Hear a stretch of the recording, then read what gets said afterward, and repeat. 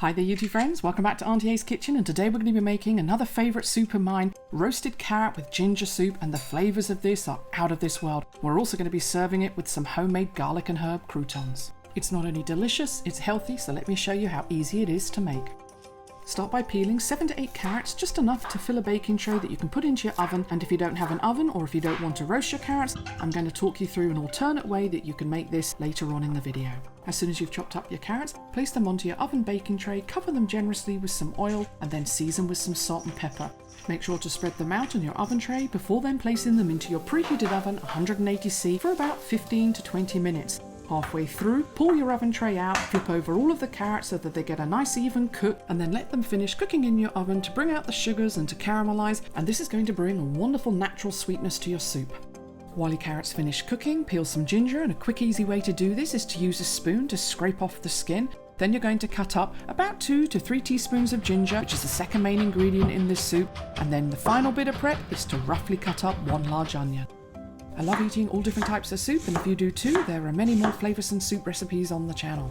But being British, I must say that my all-time favourite soup would always be a roasted tomato and basil soup. So please drop me a comment below, as I would be interested to know what is your go-to or favourite soup.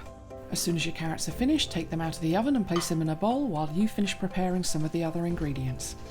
Add some coconut oil to your pan to cook your onions, and don't forget to season them with some salt. You could use regular oil, but the coconut oil does add a wonderful background flavour. Then you're going to cook your onions on a low to medium heat until they become translucent.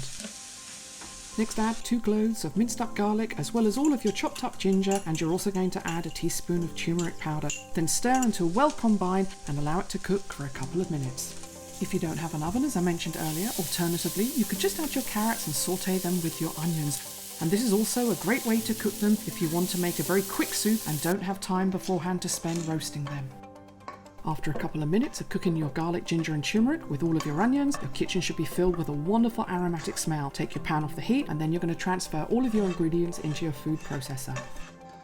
Next, into your food processor, add your carrots as well as some vegetable stock. If you don't have any vegetable stock, you could use just water.